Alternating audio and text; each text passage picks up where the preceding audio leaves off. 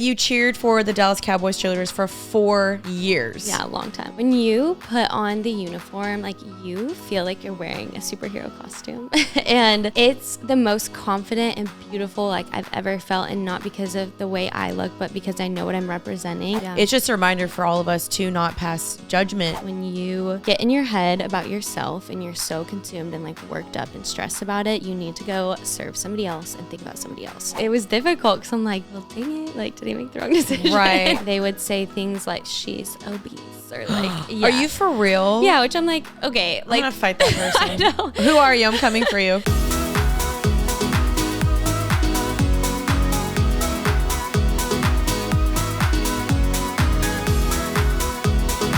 Claire, welcome to Happy and Healthy. I am so excited to have you on. We go 2 years back. Is that right? 2021? I think so, yeah. Yeah, we go way back. And I know you reached out a while ago to do a podcast, and I think the timing is just right. So everybody, this is Claire Wolford. I was just on her podcast, Sweet as Honey. So she drilled me with some questions, and now it's time to put you back on the spot. I know, I'm kind of scared, but kind of excited. No, I think it's going to be good. I think it's going to be good. So if you guys don't know who Claire is, you are now an ex-Dallas Cowboys cheerleader. Is that sad for you to say? Yes. Yeah, I will say I'm technically an all-star. So Oh, you're doing appearances and stuff still? Yes, I perform at games like before the game, and then we get to go home. Oh, so you're still a cheerleader? Still, yeah. I'm not on the team, but yeah. Okay. Yeah. Well, I want to talk about that because I'm curious how that works.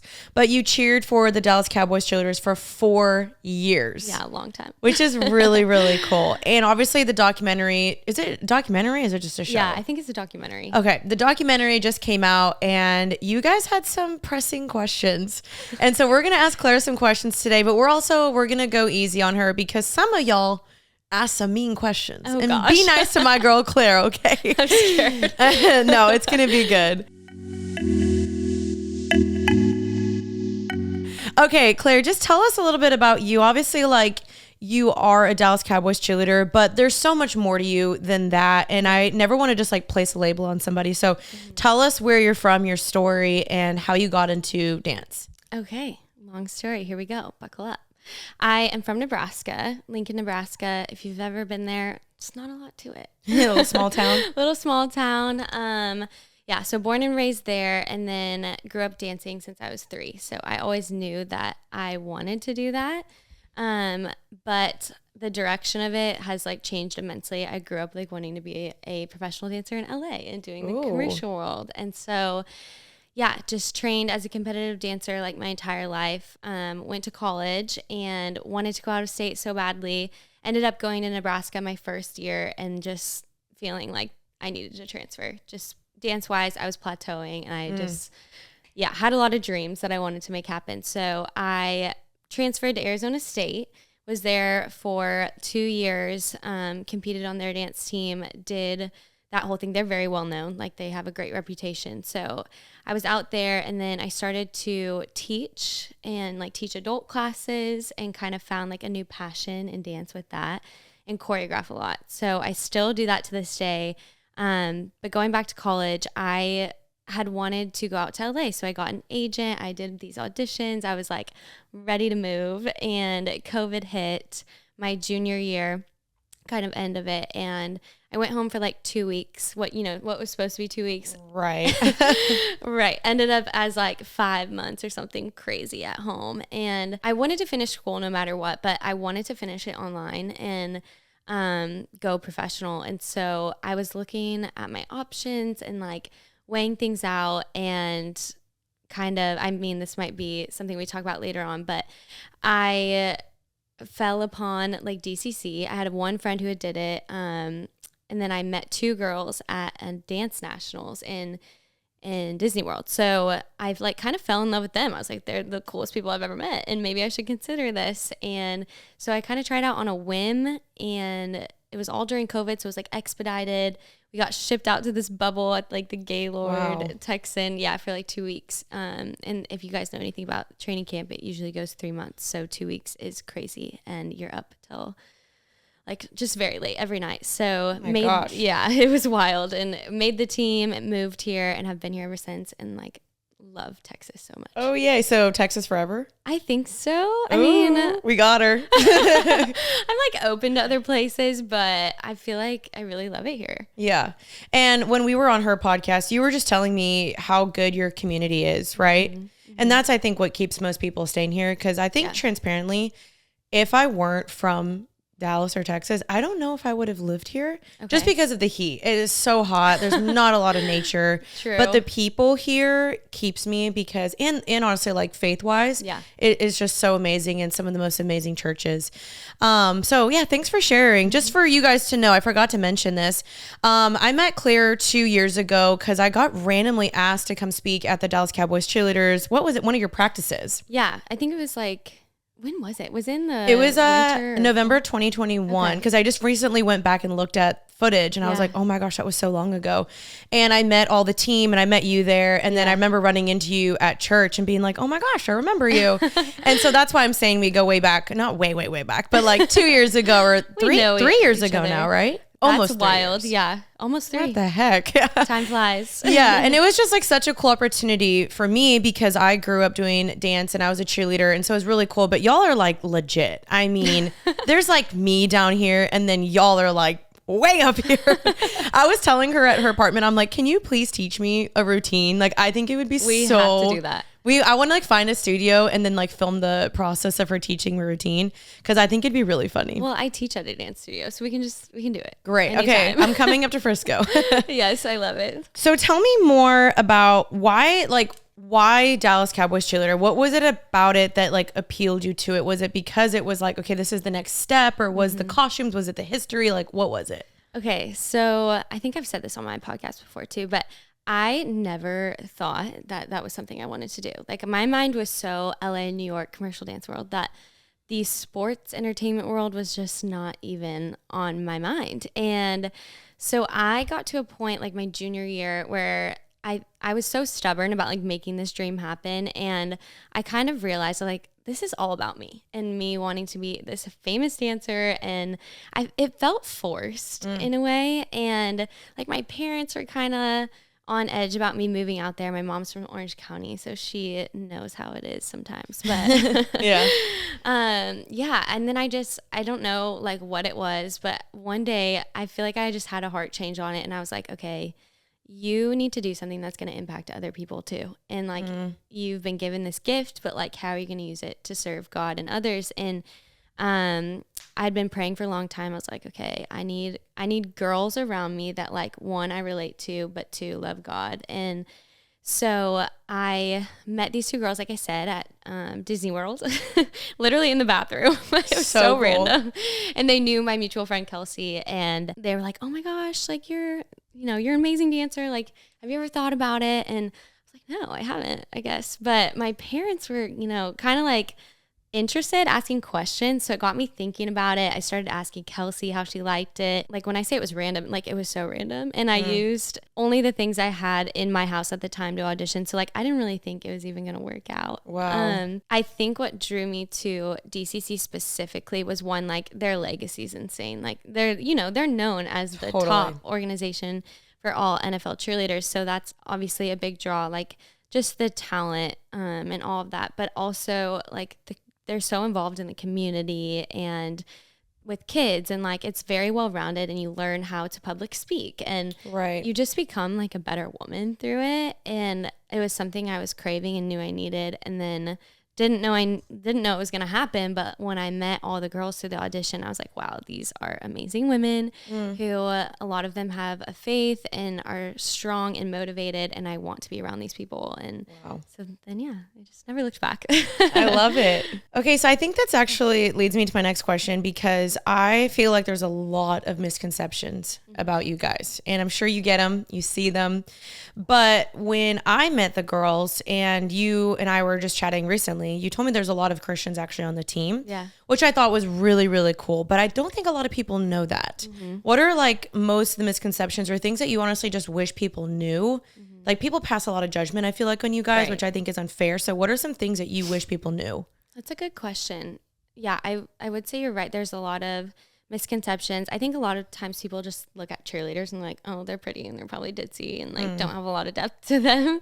And just to that point, like I said, these are some of the most like well-rounded women you've ever met who have passions outside of dance. And, you know, some of them are married, some of them have really great careers. And I don't think people realize just like how smart and truly like motivating these people are and inspiring.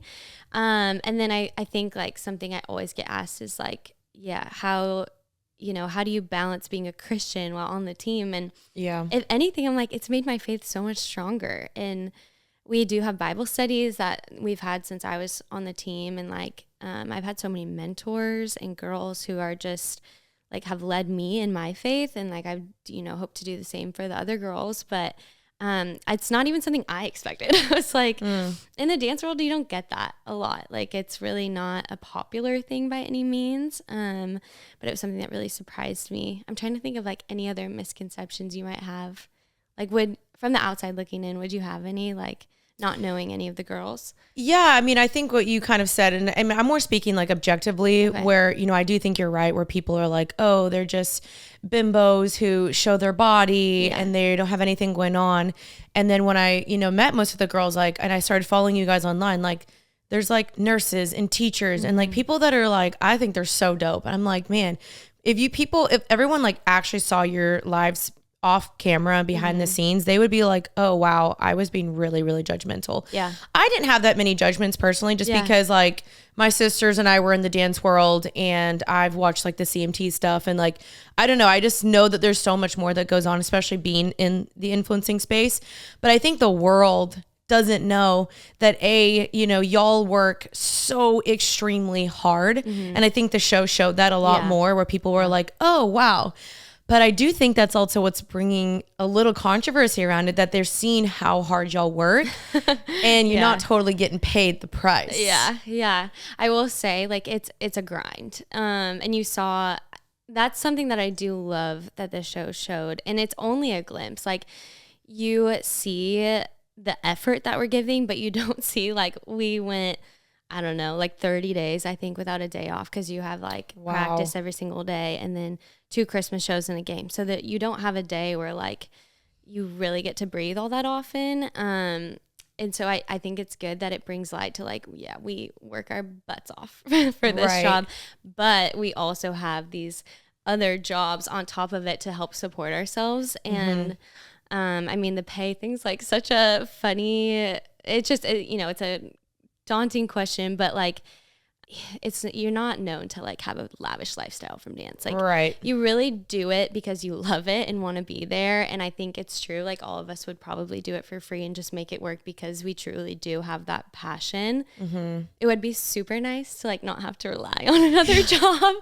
Because that's like a full-time job. Like how many hours a week do you think you're putting in? So it fluctuates. It really does. Like during the season, you're getting into overtime. Like sometimes they're like 30 hours, but that's, after your full-time job or your part-time job that you do during the day too. Wow. So like we start our night over at 7 p.m. and you've got to be your most energetic, which is kind of wild. But there's not a lot of sleep involved either. You get home, gosh, you eat, you go to bed, you wake up.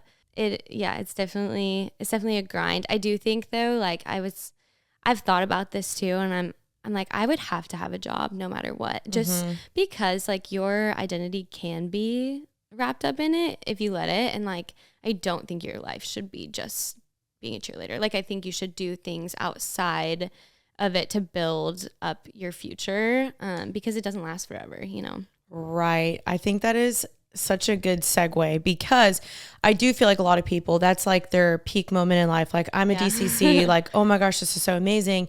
And I even think for pro athletes, for so many people that they've been working for so long towards something, and then suddenly you age out of it, or your body can't do it anymore. And then suddenly you're like, who am I? Right. Do you feel that struggle at all now because you're not dancing as much?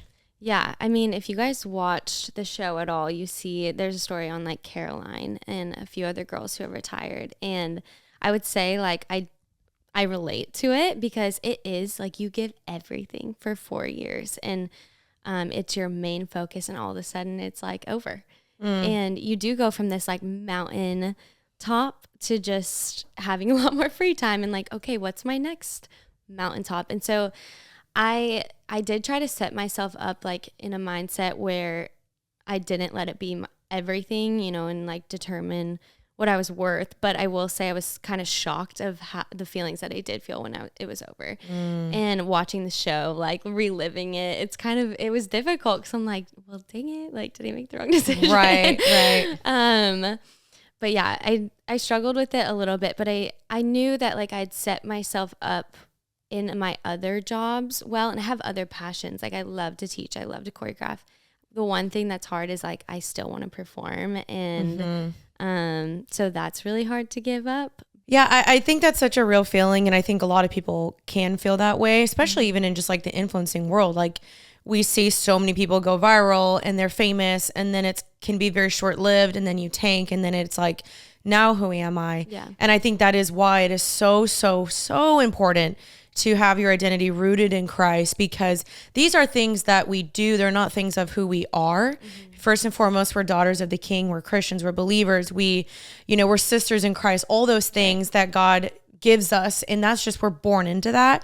And then these are things that we do that are additions that God blesses us with, but they're not who we are. Right. And that's really hard though, to reconcile that and be like, oh, for so long everyone's known me as blank. Like I'm sure so many people are like, oh, Claire, the Dallas Cowboys cheerleader. Yeah. It's always Claire with the attachment of that. Right. And I'm sure that could be kind of hard, right? Yeah, absolutely. As you guys know, I'm very big into health. And so people constantly ask me, which are the most beneficial supplements? What's the best diet and exercise regimen for any number of issues? And while, of course, I try to provide as many useful tools as possible in that regard, at the end of the day, we know and need to embrace that health is not one size fits all, which is why I'm so excited to introduce to you guys today the sponsor, Wild Health. It is founded by two emergency room physicians, and Wild Health takes a proactive and preventative approach to healthcare called precision medicine. So they basically use your genetics, biometrics, and lifestyle data to help you determine what your body needs as far as nutrition, exercise, sleep, supplements, and more, helping you function at your best now and in the long run. I mean, who does not want that? So I have not submitted my results quite yet. I'm about to, but when I do get my results, I'm really excited to see exactly what they offer, again, on my nutrition, on supplements, on exercise, on sleep. So I'm really excited to get my results back, and I think this is going to be extremely beneficial. So if you listen to this show and you care about your health, which probably means you'd find this interesting, if you're struggling with stress, your cortisol levels, the primary stress hormone, is probably elevated. 50% of all Wild Health patients have seen their cortisol levels improve following our health recommendations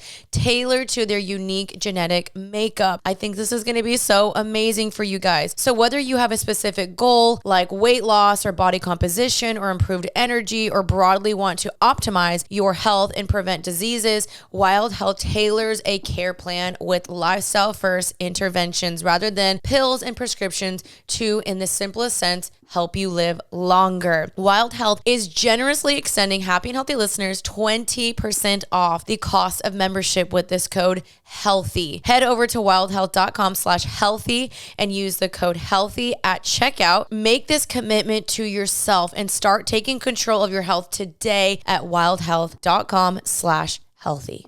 So my next question though is, you talked a lot about your faith. And I think that's really great that you're a Christian. And I think that's why you and I bonded. Yeah. How has your faith been challenged in this? Because I think that is what's difficult about this too, is I've even seen people ask, like, how can you be a Dallas Cowboys cheerleader and be a Christian? How does that work when it comes to modesty or dancing or men staring at your body, which I personally don't like when there's scummy men, objectifying y'all. But then a lot of people are like, well, you put yourself into it. And so how have you wrestled with that, and how have the other girls helped you in that as well? It's like crazy. It's something we all talk about, and I've talked to with other girls, but when you put on the uniform, like, you feel like you're wearing a superhero costume. And it's the most confident and beautiful like I've ever felt, and not because of the way I look, but because I know what I'm representing. And it's this like amazing billion-dollar organization who has so much history and legacy, but it's all like the women who came before me who've worn the uniform, and like established the path for me to walk in it now, there's nothing but like pride that comes from that, like just proud to, be a part of that legacy. So I never struggled with it in like a way of like, does this conflict with my beliefs? And I also think it's because the women around me were like strong believers. So yeah, I think maybe some people would be surprised to hear that. But as far as like the modesty aspect goes, I've never felt exposed. Like I feel really, like I said, strong and confident in it. And like, to be honest, like you wear less in a swimsuit. Like I think I told you that before, like, yeah, your stomach's exposed, but besides that, like you really do feel covered, and you look at like the little girls with their eyes like lighting up at you and just how they want to be in your shoes one day. And there's no part of me that feels like ashamed of that. The creepy guys, you just like try to ignore. And, yeah. We can imagine. Yeah. We have security who watches it and like are there to protect us. And like the Cowboys do everything they can to help with that. But yeah, I mean, in terms of like wrestling with it in my faith, there wasn't anything like that for me that I struggled with. I think it was more so in terms of like identity and kind of, what you said of like people just associate with you with it, and that's who you are to them. And you're like, am I going to be as important when I'm out of the uniform? But it's something that like we talk about in Bible study, and we're like, we can't let this be, we can't let this be our identity. And so it's something that we actively tried to fight. And I will say it's hard because you're in the spotlight. And for sure. And I did get a lot of like favor on the team. I had a ton of opportunities, and I was in the spotlight on the team, not necessarily on the show, but yeah, it was something I tried to remind myself, like, you got to stay humble, and you got to know that like this doesn't define you.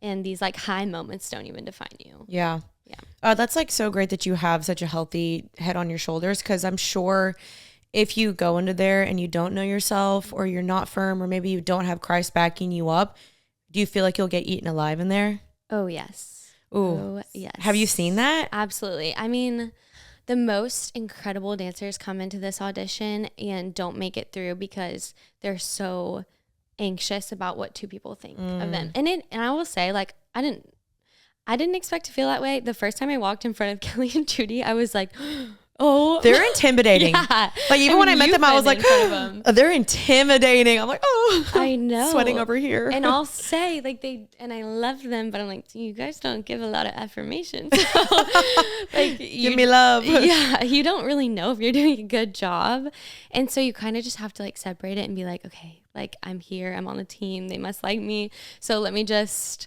like stay focused on myself and be my best self. And you have to focus on the friendships and like the things that you're doing, and not what they think of you. But we've all gotten wrapped up in it before. Yeah. And there's days where I definitely have, and I'm like, you guys. Like, yeah. What did it look like for other girls though, when you saw them really like hitting comparison or body image or whatever? Because I'm sure that's all in there. A girl's dancing better than you, she gets the spotlight, she's skinnier than you. What was that like? It's something we all go through, and it's hard to watch. You never want to see your friend like struggling to know their worth. And I will just say, like, I'll use my roommate as an example. She's the most talented, like hardworking, well-rounded ambassador you could possibly imagine. I thought she deserved everything and more. And I'm like her biggest cheerleader, but she wasn't necessarily chosen for things on our team. And it was so hard for me to watch. And like, luckily for her, she has her head on straight, and she just knows like it is what it is. And she's like, I'm not going to get myself riled up over this. But I can't say that everybody, is in that same mindset. And so you have these conversations like over and over again, because everybody feels it at one point in time. For me, like I said, like I had a lot of opportunities. I was like the opposite of her. They gave me a ton, and like I was able to do a lot, but I did struggle with the body image stuff. And, probably a lot of it was like pressure I put on myself, and that was definitely difficult. And I think you see some of it on the show with some people's stories, but like, it's hard. The days that you walk into practice and you're in these like we call them baby clothes, but I don't know if you saw it when you like came to see us, but they're like little sports bras. Yeah, and the little tiny shorts. They're like sparkly. Yeah, I remember seeing the outfits. Yeah. And you're looking at yourself every single day in the mirror, like analyzing your body lines while you're dancing. And like, just to be frank, like there's days you don't feel skinny and you know why. Like, and you're like, dang, like I have to stare at myself right now. And there were days like I could not get out of my own head. And my friends were like, shut up, Claire. Like, stop. You're speaking so negatively over yourself. And like, they did really hold me accountable. And we started like my 4th year, we just started to make jokes about it. Like, that's good. This is going to sound really funny, but Kelsey, you'll see her a lot on the show. She's hilarious. She would like walk into practice one day if we like ate before, and she'd be like, I'm so skinny.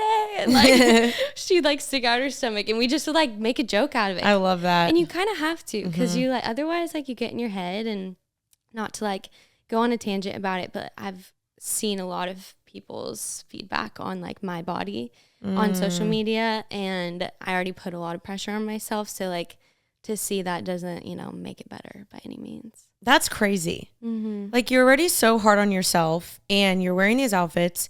And I'm just like imagining, like, you walk into practice, you're on your period, you're bloated, you're like, I do not want to be here.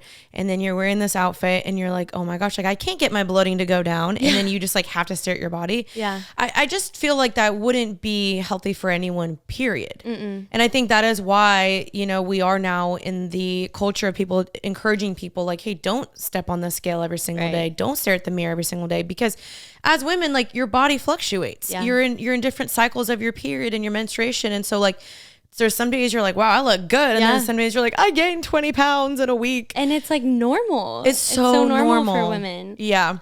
But then to add the layer of people commenting, like, I think thankfully for me, nobody comments on my weight. I've had people, of course, criticize my appearance, but no one's commenting my weight. And I think that's what's difficult for y'all. Yeah. Is you're known for being like a certain like body type and the way they look in their uniform, and you see it on the show. Yeah. So like, what were those things that you'd have to tell yourself when you were going through that? Or what are things your friends encouraged you when you were going through that? Yeah. Well, to be honest, like when I tried out, I was like, there's no chance I'm making this team. Like, I built more muscular like on the bottom half of me than, and I just didn't even think I fit the mold. And so I was surprised that they even kind of let me on. And it was something that I was always insecure about. And so then now like putting it on a platform to be criticized was like terrifying to me. I would see comments saying like, oh, she would have never made it back in the day. Because I mean, if you ever watch the old show, like they are very small. Like times have changed and they're a lot more accepting of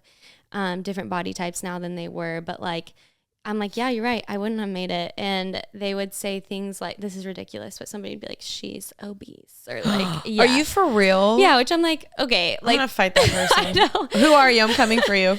I know. And like, I like laughed at that one because I'm like, okay, like, come on. That's just a straight up hater. Yeah. And I would, most of the stuff I got is like, oh, she's like too thick to be a cheerleader, whatever. I don't know. Just crazy. So messed up. Yeah. Crazy stuff. And I will say like, it's better to just not look at people's comments either way.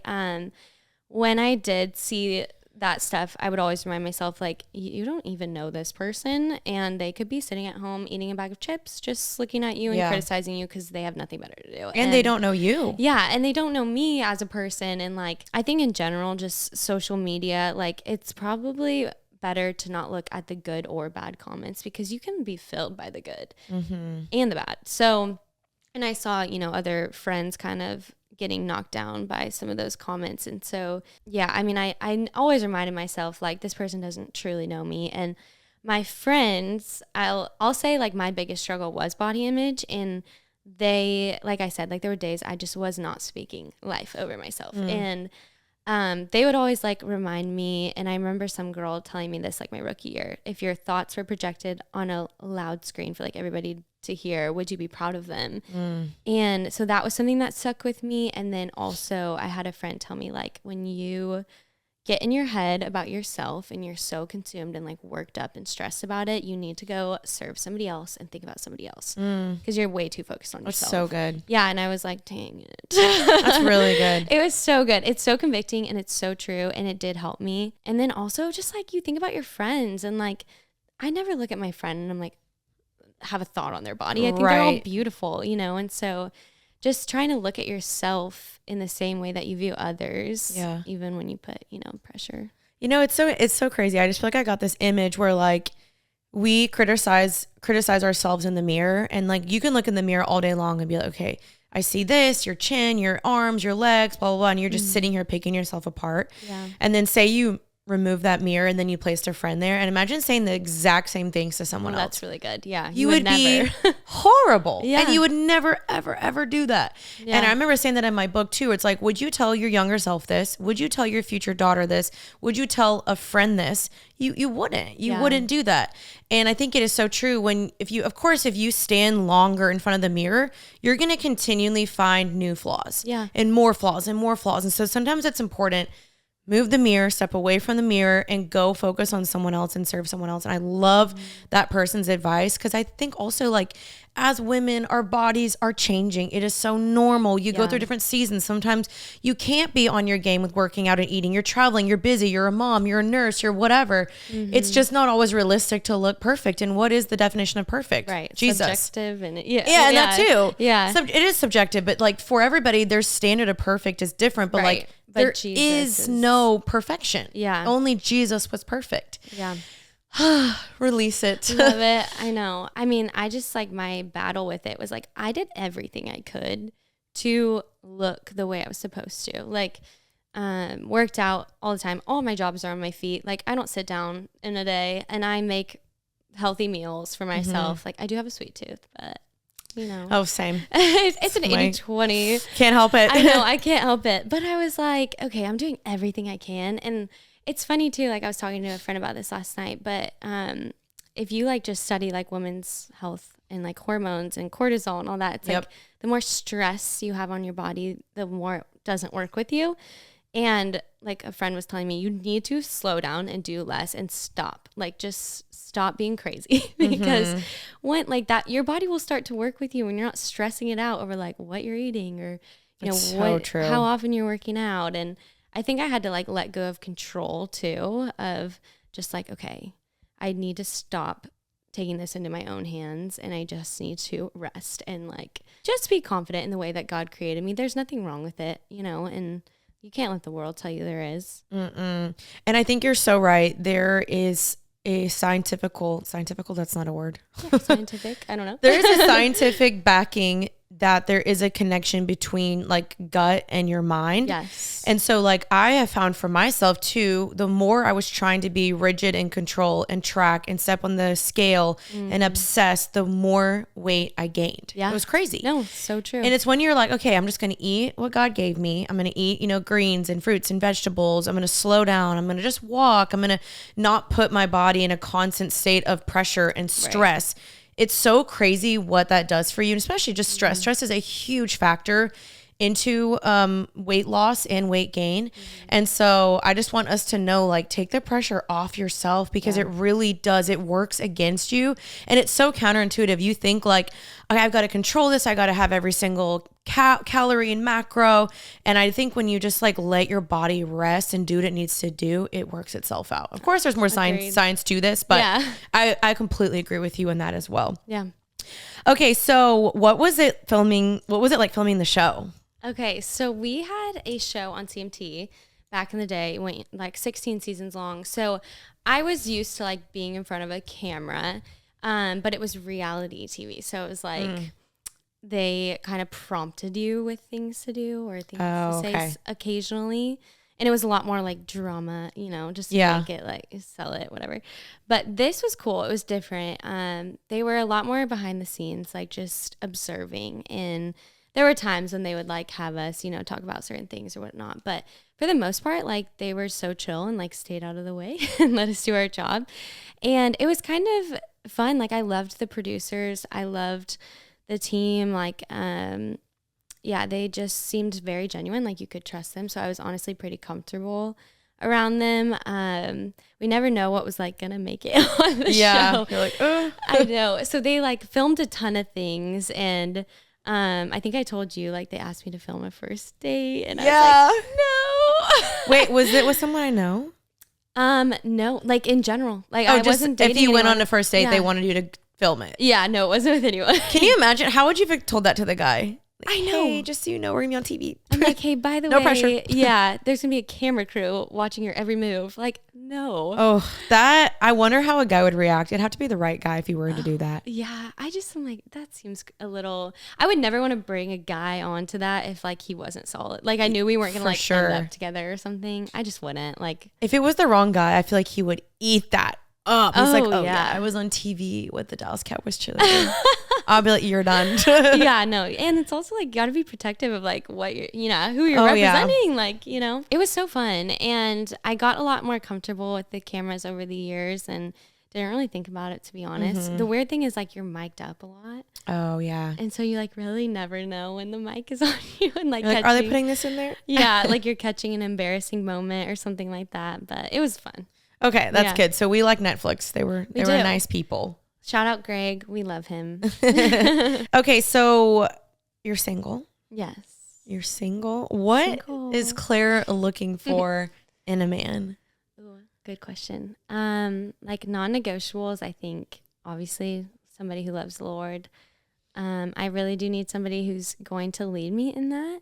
I've compromised on that before, and I've realized like, no, there's no reason to settle, So somebody who at least like matches, where I'm at and like can prioritize it and just has the right heart posture on that. What else am I looking for? To be honest, I love to laugh. I'm like, I just want somebody who's gonna make you me have laugh. to. Yeah, and like be your best friend, and it's just somebody you're comfortable with, and like I think you can make a checklist all day long of like, should he be like cute and funny and smart and all the things. Like I think if he's ambitious and driven and like supports me and my dreams and I support him, like that's what matters to me. And I will say a non-negotiable for me is like they have to treat other people well. That's so good. Yeah, and I really do look at that, like how they treat their friends and their family. You know what's so scary though too is like anybody can treat someone well on the first and second and third date, and you're like, oh my gosh, Prince Charming. They're amazing. And then you give it some time, and then you're like, oh, that was a fraud. Yeah. Fraud. No, I'm kidding. But it really depends. Like, I really think that you have to give it time. You do. I agree. Because I've been on dates with guys where I was like, oh my gosh, he's so amazing to the waiter. And because everybody now knows like, oh, be nice to the waiter, be kind to strangers. Like everybody knows that now. Yeah. But it truly is like, if you just sat back and you watch and you're like, okay, how do they treat like the quote unquote, the least of these, Yeah. the people that can do nothing for them, their family when they're angry, their mother-in-law, whoever, like not mother-in-law, because that would be your mom. Their mom. Their mom or just literally whomever. Yeah. It's really important. And you're like, oh, okay, that's really who you are when you're mad or frustrated or not getting your way. So Yes. And like consistency is so big to me. I've been, probably like many other girls, but I've been love bombed like multiple times and fallen for it and just real, then the person's like, never mind, I don't like you anymore. Yeah. Is that hard for you though, dating? Because I feel like so many guys are attracted to like, oh yeah, I'm dating a Dallas Cowboys cheerleader. Yeah. Do you feel like there was anybody that was like trying to do that? Yes, I think you can feel it out. Like, it's something I feel like I have pretty good discernment on. Just like it's almost in the way people like ask questions. There's a difference between being like interested in it and wanting to date someone because of that. And yeah, I there's been times where I'm like, not the right fit. Something ain't sitting right here. And like you have to be picky because it's like, okay, I'm not always going to be a Dallas Cowboys cheerleader. Like I'm going to be very normal after this. And are you still going to like me?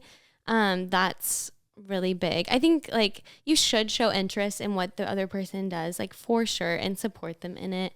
But I think consistency is like just so huge. And yeah, like seeing it over time. Like I really think it takes time to get to know somebody like truly. And there's like that 90-day theory of, have you heard about that? Yeah. Yeah. Like just giving it 90 days before you really like put a title on it. Yeah. I didn't become official with Caleb until 2.5 months. Yeah. Because I was like, I don't know you. I know. Well, because it's true. Like people are on the best behavior for the first, few dates. And then it's like, okay. I mean, they'll whine and dine you. Yeah. I think that's what's a little scary is guys they're hunters. And so they are like, okay, I got to do whatever I got to do to get this girl, to make her fall in love with me, to show her that I will pay for her. I'll fly her places left and right. And it's like, okay, let's see if you continue to do that. Let's see if you maintain that. Yeah. And I even believe the 3 to 6 month mark, like I personally don't think that you should marry someone any short of at least 6 months. Yeah. And even then I would even go as far as to say date a year. I agree. I think I would fall more on the year side. Yeah. We did 11 months and I felt like even at that mark, I was like, okay, I'm good. We know. But you know, I always encourage people like at least wait that time because you see a lot. Yeah. When it comes to holidays, travel, you know, they're in school, maybe you're in school, like whatever, you just see a lot in a year. I know. And it's like, that's your future. That is for your forever. I want to get married one time and one time only. Yep. So like, if that's my forever, I'm not going to rush. Right. I'm going to make the right decision and like make sure that I feel confident on it. And I think that's where time is like so necessary. Oh yeah. Period. I love that. Okay. So another thing I want to go back to is, what are your favorite moments from being a DCC? Oh, I love this question. There's so many. I mean, there's like nothing that compares to stepping out on the field on game day and doing thunder and performing. That environment is amazing. I had the opportunity to go on a USO tour to South Korea. So cool. Yeah, in February. And it was probably my favorite thing I've ever done as a cheerleader, just because one, I mean, you're interacting with the military in such like an intimate way and getting to learn, you know, everything that they do for our country and seeing it like firsthand. And then we would perform for them at night or like host little camps for their kids. And it was so special and so humbling. And we also got to see the world at the same time. And you're with like some of your best friends. But like truly, I know it may sound cheesy, but like the moments that fill you up the most are the moments where you're like serving other people. And I love, like, dance is my favorite thing in the world and I love it. But the moments that like stick with you and make you feel like you're in the right place are those kind of things when you're like, you know, in hospitals and in retirement homes and bringing like a smile to people's faces. Wow. Yeah. That's really, really cool. I really do appreciate how they make you guys serve a lot. I think that's really, really cool. And I do think that is probably going back to those misconceptions that people probably don't know that that's what y'all are doing a lot. Yeah. And how it's not just about dance, but it really is about community. And I think that's really, really cool. And personally, I didn't know that before meeting you guys. So that's really cool. Yeah. Okay. What will you miss about it? I've said it a few times before, but like, you don't get a locker room experience in your 20s. You know, a lot of people don't. And you get that in high school, maybe in college if you're lucky. But like, I got to do it in my 20s with some amazing girls, and you saw your best friends every single day. That's so cool. You're forced to be with them every single day. And that part of it is something that is so hard to give up. And the friendships I made, like, I truly think they're people that will, you know, last in my life forever. And I hope that they do. But that part of it is something I will 100% miss. I think, like I said, I love performing too, and I don't feel done with that aspect of my life. So I think that's going to be something that's going to be hard for me in this next season, is just like not having that right now and watching people perform. Like, I'm going to want to be out there with them. But yeah, probably just like the friendship and the camaraderie. For sure. Okay. And my last question, I didn't really get to this, and we'll wrap up here soon.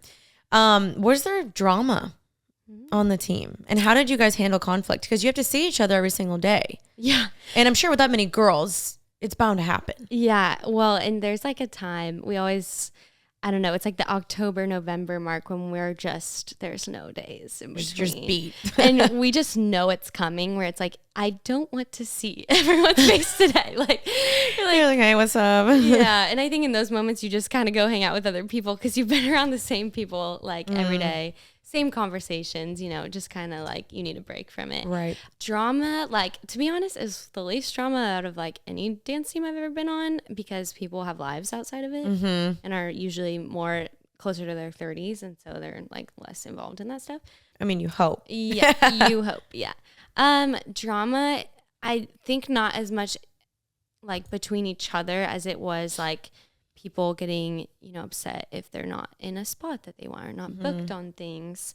And then, sorry, Kelly and Judy, but like the people getting angry at that. Like, okay. And so you're dealing with people's emotions around it, and it can be really frustrating, especially like if you're somebody who's worked your tail off and like you're not seeing the results. But between each other, like there might be days that like we snap on each other or something, but usually it's like, okay, I'm sorry. And yeah. I mean, I've had talks with like teammates before, and I was a leader last year, so cool. I had to lead a group of girls, and I sat down with one of them one day. She had a lot of personal life going on, and I just kind of talked to her about all that and like made sure she felt comfortable and like she could be present at practice, and tried to help her through that. And like you have to have those tough conversations with people when you feel like they're maybe not there in the moment. So I had to have a lot of those, but besides that, like it's a pretty healthy environment. I would say it's the most positive, like in the dance community. I've never felt more supported by other women. Wow. Yeah. Praise God. I think there's a lot of people that want to see you guys fail. Yeah. And there's people that want to believe the worst. And so I think this is really refreshing. Yeah. And I hope anyone listening, like you get to see a different perspective, because I think, you go on TikTok and there's videos going, viral, people watching the show, and they're like, I bet this is blah, blah, blah, blah, blah. And then you talk to someone that's actually on it and you're like, oh, it's not bad like they make it seem. Yeah. And I'm really glad that you're able to kind of provide that insight, because I do think there's a lot of people that want to see it fail or want to think the worst of it when it's not the way it is. Yeah. And especially with this Netflix show, like there's been a lot of narratives, like you said, like already on TikTok. And I'll just say, like, I want to just brag on my teammates and say, like, the camaraderie is unlike anything else I've been in. And the hearts of everyone are so pure and like so sweet and inclusive. And so I would just highlight that and say, like, we really do have a special team. And even if it doesn't always look like that, or you see something else like on TV, you just have to know it's not the full story, and it's not, you're not getting the full picture of what we do day in and day out. It's just a glimpse, Right. Yeah, that's so important. Remembering that there's so much more than meets the eye than you see on Netflix, Instagram, TikTok, on the field. There's so much more to y'all and the stories. And so it's just a reminder for all of us to not pass judgment. And also knowing, like, when I sit and talk to you, it's like, you're a believer. You love Jesus. Your heart's on fire and ignited for Christ. And I think a lot of people can make these assumptions like, oh, she's not a real believer because of blank. And that's just not fair to assume of truly anybody. And so this is just a reminder to be kind and not be assumptuous about somebody that you don't know. And so that's why I brought Claire on, so you guys can know a little bit more and hopefully not pass judgment. Yes, I love it. I'm glad we got to talk about these things. Yeah, me too. I'm never the interviewee. I'm the interviewer. Right. Oh, and same thing for me as well. I totally get that. I know. It's kind of fun to be on the other side. Yeah. And just hopefully get to give you a chance to speak and like let people into what it's really like behind the scenes. So yeah. Hope you guys liked it. Okay, Claire, this was so great. Thank you for coming on. I think my last question I want to ask you, if there's anyone out there that maybe wants to pursue a dream, or maybe they want to be a Dallas Cowboys cheerleader, what would your advice be to them? I mean, I believe God like plants those dreams in you for a reason. So do everything you can to chase it and go after it. And if you're auditioning for DCC, you want to audition for DCC, like feel free to reach out to me. I'm willing to help anybody. And I know a lot of the girls on the team are. I mean, now you get a glimpse into what it really takes to become one. So just prepare yourself physically, mentally, spiritually for it. But it's a great path to choose, and I highly recommend it. So. Heck yeah, let's go. And then where can my listeners find you? You can find me on Instagram at Claire Wolford, and then I have a podcast called Sweet as Honey, also on Instagram, TikTok, YouTube. So yeah, just follow. I'll have it all linked down below for you guys. But thanks for coming on. I really appreciated it. Guys, I hope you enjoyed today's episode. If you did, share it with a friend or just leave a comment down below, and I really appreciate it. But I'll see you guys next week for another episode of Happy and Healthy. But until then, stay happy and healthy. Bye, guys. Bye.